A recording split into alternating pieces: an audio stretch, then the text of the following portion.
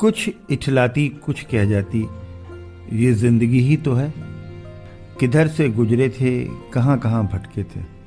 कुछ भिगो गए थे, कुछ छूकर निकल गए थे। कुछ रुला गए थे, कुछ बहा ले गए थे। आओ गाते हैं तराने अनुभवों की दुनिया की।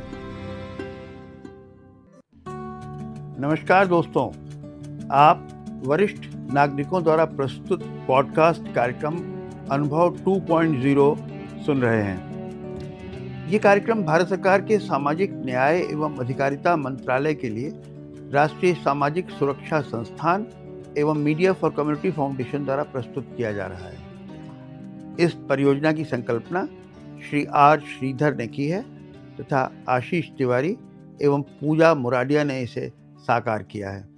नमस्कार दोस्तों, मैं हूं आपकी होस्ट निशी पांडे और आज हमारे साथ स्टूडियो में हैं mister Arvind Narayan Mishra, a retired IAS officer जिन्होंने 38 इयर्स सेवा दी अपनी गवर्नमेंट ऑफ उत्तर प्रदेश में, जिन्होंने बहुत सारे पॉलिसी मेकिंग मैटर्स में अपना योगदान दिया। वो इकोनॉमिक्स और फाइनेंस के एक्सपर्ट हैं। उनकी पॉलिटिकल नॉलेज और उनकी जो लीडरशिप स्किल्स और टीम वर्क हैं उसको हमेशा सराहा गया है। लेकिन एक इंटरेस्टिंग बात ये भी है कि उनको एक बहुत ही इंटरेस्टिंगली और डीप अंडरस्टैंडिंग है of diversity and cultural issues, और साथ साथ उनको स्टोरी टेलिंग, फिल्म मेकिंग में बहुत इंटरेस्ट रहा है। तो मिश्रा जी, आपका स्वागत है। नमस्कार निशी जी, धन्यवाद आज यहाँ इस स्टूडियो में आमंत्रित करने के लिए और मुझे बोलने का अवसर देने के लिए। आपका जब हम करियर देखते हैं तो आप एडमिनिस्ट्रेटिव सर्विसेज में गए और एडमिनिस्ट्रेटिव सर्विसेज में आपका योगदान बहुत ही महत्वपूर्ण रहा है। आप प्रदेश के बहुत एक्सेप्शनल और प्रमुख ब्यूरोक्रेट्स में से माने जाते रहे हैं। लेकिन एक इंटरेस्टिंग पक्ष और पहलू जो आपके साथ मुझे दिखता है वो है कि आपको स्टोरी टेलिंग में और फिल्म मेकिंग में बहुत इंटरेस्ट है। आपने बहुत सारे सॉफ्टवेयर प्रिपेयर किया। आपने दूरदर्शन पर यूपी दिस वीक करके टेलीकास्ट हुए हैं आपके करीब मोर देन 135 एपिसोड्स, और आपने बहुत सारी और फिल्में भी प्रोड्यूस की और डायरेक्ट की हैं।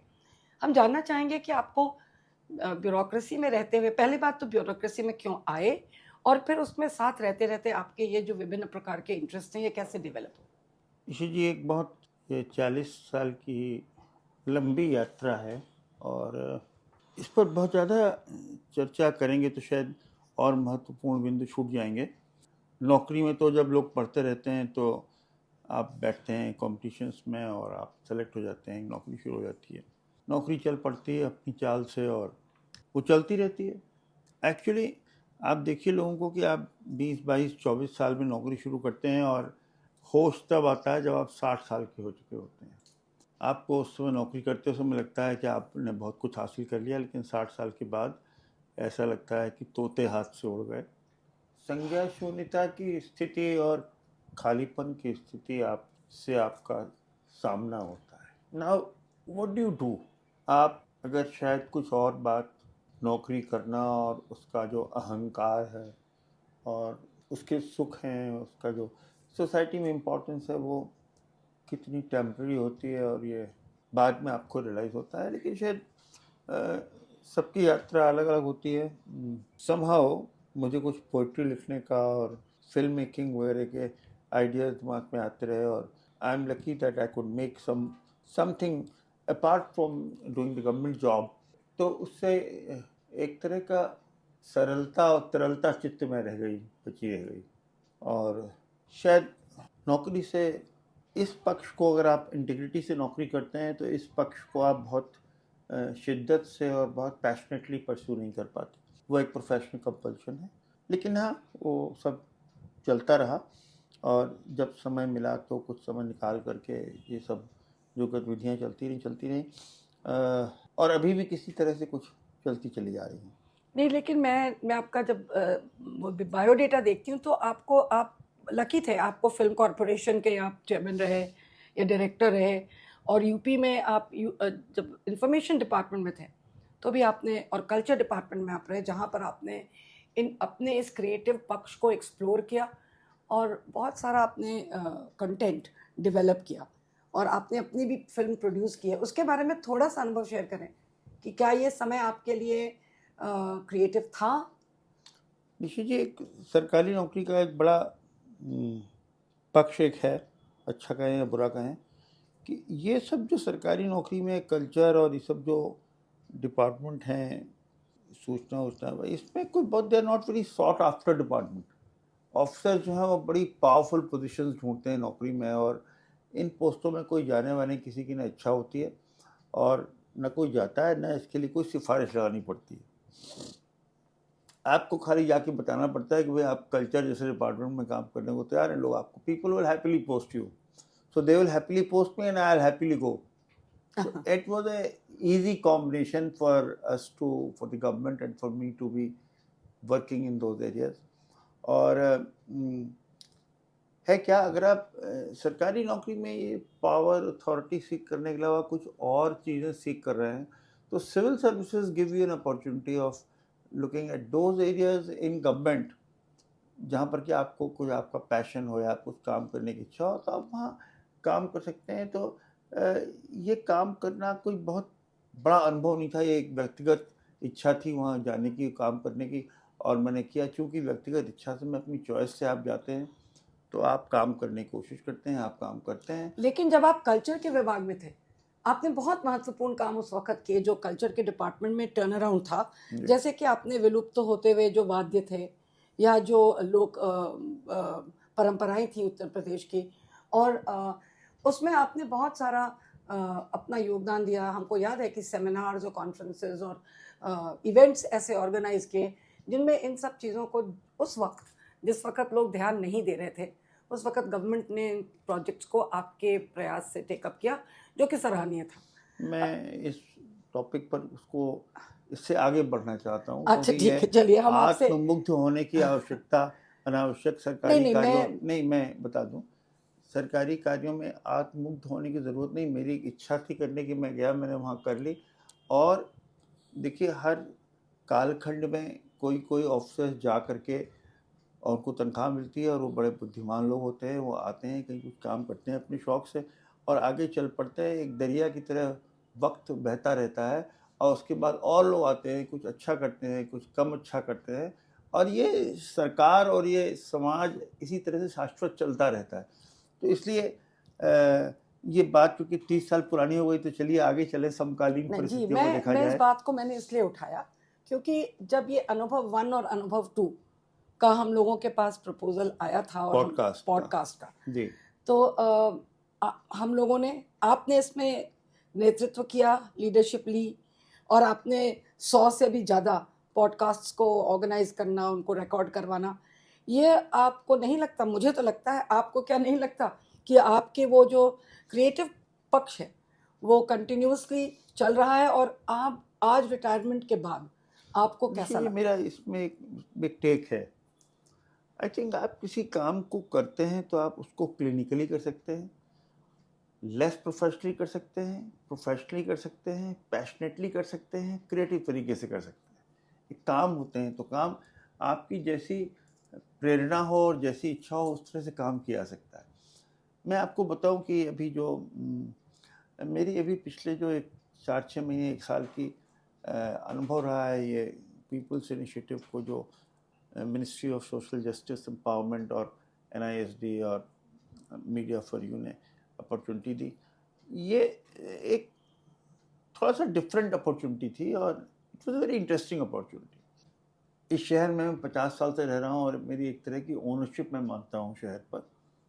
इसके बाद भी कुछ बहुत बुद्धिमान लोग शांति से बैठे हुए हैं और अपने अपने काम कर रहे हैं। ये देख करके मैं बहुत प्रभावित हुआ उससे। लोगों से मिलना, अच्छे लोगों से मिलना, विद्वान लोगों से मिलना, उनके कार्यों का पर उनसे चर्चा करना, उनके चित्त में झांकने का प्रयास करना, और कैसा मन, किस मन से उन्होंने ज़िंदगी जी, इस बारे में चर्चा करना और इस तरह के सवाल पूछना कि वो अनकंफर्टेबल ना हो, ये अनुभव बहुत एक सुखद अनुभव रहा है। मैं आपको बताऊं कि इस चर्चा के दौरान एक बात और मैंने अनुभव किया कि जीवन में कौन लोग फेमस या फेमस भी नहीं, बड़े आदमी होते हैं, और बड़े आदमी भी क्या, समाज के लिए जो कंट्रीब्यूट करते हैं और जो लोग ज़्यादा इम्पोर्टेंट काम करते हैं बाकी लोगों से, उन सब के अंदर कुछ बहुत गुण होते हैं। और जब इस ख्याल ने मुझे थोड़ा सा घेरा, मैंने इसको और सोचा, तो इस समझ में आता है कि जो हिंदुस्तान में अभी भी बचपन में अनुशासन की ट्रेनिंग होती है, हम लोग टाइम में ज़्यादा होती थी। आजकल बच्चों में अनुशासन की कमी और उनके साइकोलॉजिकल और इमोशनल डेवलपमेंट पे ज़्यादा बातें होती हैं, which I think to my mind slightly counterproductive. क्यों मैं कह रहा हूँ काउंटर प्रोडक्टिव? एक अनुशासन जो हमारे परिवार का और हम लोग के घरों का और जीवन का एक इंटीग्रल कंपोनेंट था, उस अनुभव का, और संतोष, संतोष वो होता है, आप अनुशासित रहते हैं तो आप बहुत सारी बातें नहीं ढूंढते ऐसी चीज़ें जिनसे आपको असंतोष होता हो। आप जो मिलता है उसमें संतोष करने की सोचते हैं और करते हैं। हैविंग सेड दिस, अब जब जीवन में आप आगे बढ़ते हैं और परिवार से बाहर निकल के सामाजिक क्षेत्रों में कार्य करते हैं और काम करते हैं, तो इस पर दुर्गा सप्तशती का एक श्लोक है जो संस्कृत में समझना मुश्किल होगा, मैं उसको एक्सप्लेन कर दूं कि जब हम लोग बड़े होते हैं और हम लोग गृहस्थ आश्रम में आते हैं या आगे जीवन में चलते हैं, तो काम, क्रोध, लोभ, मोह, ईर्ष्या और द्वेष, इनका आपको घेर लेना और आपको कंट्रोल करना और अपने चाबुक से मार मार के और प्रेम से आपके अंदर घुस के आपको प्रेरणा देके चलाना, ये एक बहुत नॉर्मल डेवलपमेंट है और मुझे नहीं लगता इससे कोई बच के रहता है। तो ये जो 6 आदमी के प्रसन्नता के साधन हैं, अगर अनुशासित जीवन होगा तो ये भी अनुशासित रहेंगे, अगर अनुशासित जीवन नहीं होगा तो ये भी ब्रेकलेस ट्रेन की तरह हो जाएंगे।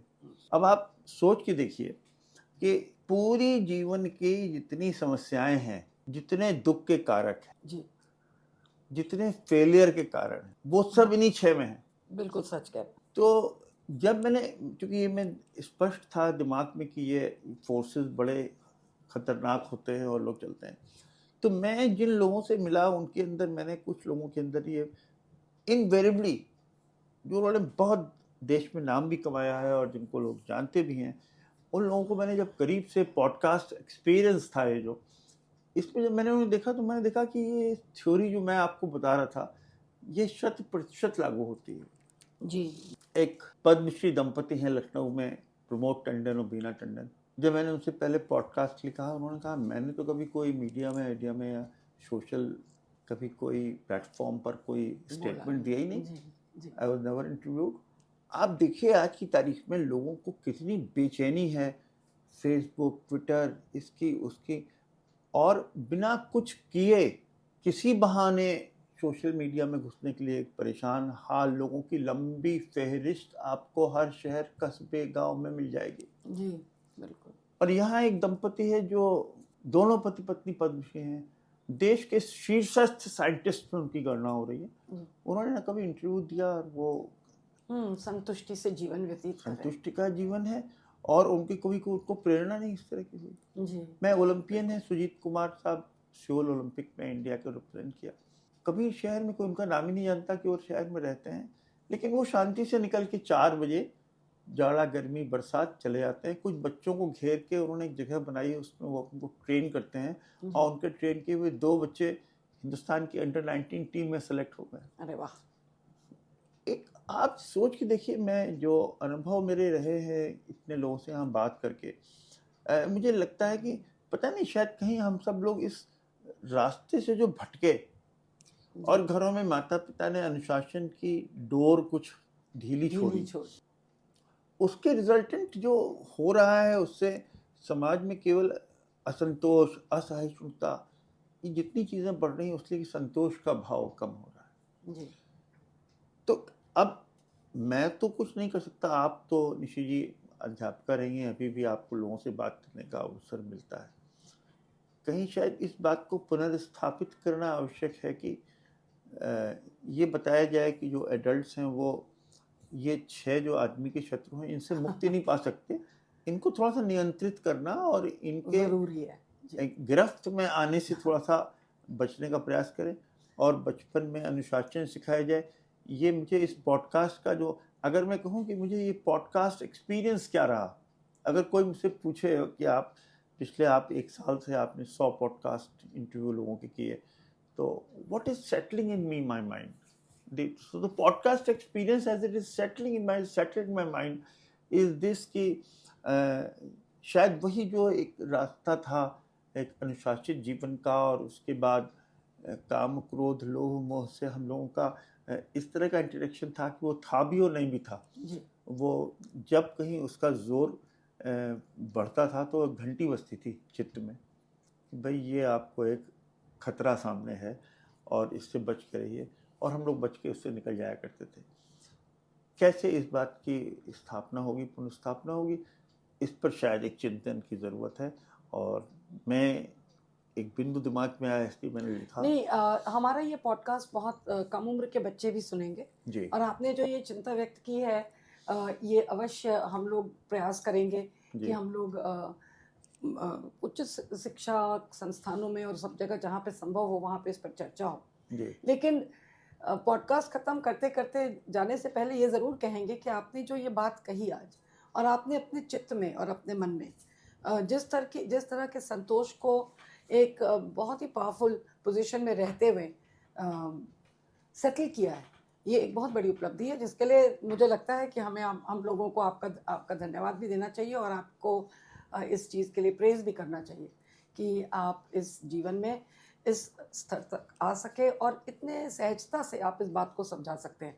आपका बहुत बहुत धन्यवाद कि आप हमारे कार्यक्रम में आए। Thank you Nishi ji for kind words, और हम लोग विदा लेते हैं जी, नमस्कार। दोस्तों, आप लखनऊ की संस्था पीपल्स इनिशिएटिव के पॉडकास्ट कार्यक्रम अनुभव 2 को सुन रहे थे। वरिष्ठ नागरिकों की सुविधा के लिए भारत सरकार की हेल्पलाइन नंबर 14567 पर आप प्रातः 8 बजे से रात्रि 8 बजे तक वरिष्ठ नागरिकों की किसी भी समस्या पर सहायता प्राप्त कर सकते हैं। Thank you and have a good day.